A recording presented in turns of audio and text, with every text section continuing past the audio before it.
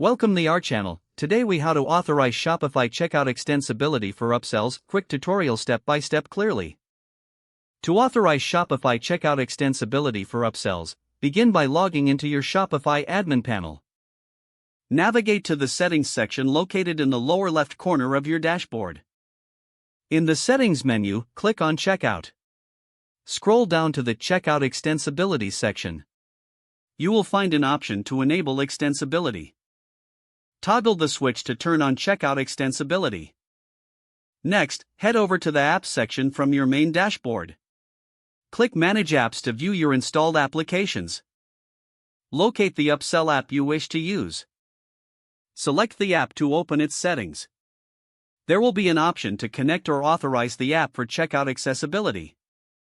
Follow the prompts to grant the necessary permissions. Once authorized, return to the checkout settings. Ensure that your upsell options are correctly configured in the app settings. Test the checkout process to verify that upsells are displaying as intended. Monitor customer interactions to optimize upsell offers further. Adjust your upsells based on performance metrics for better results. You are now ready to enhance your Shopify checkout with effective upselling strategies. If the page does not load, refresh the browser or try again in a private or incognito window. Make sure you are using the correct email address, then retype it carefully to avoid small typos. If your password is not accepted, use the reset option and create a new strong password you can remember.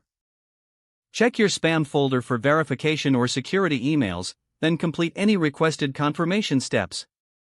Enable two-factor authentication if available to improve account security and reduce unauthorized access risk. After signing in, review your profile details so your contact information and settings are accurate and current.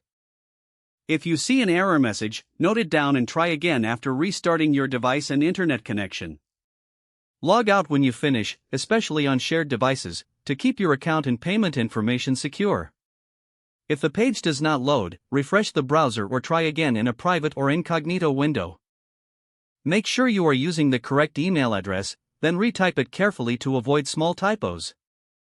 If your password is not accepted, use the reset option and create a new strong password you can remember.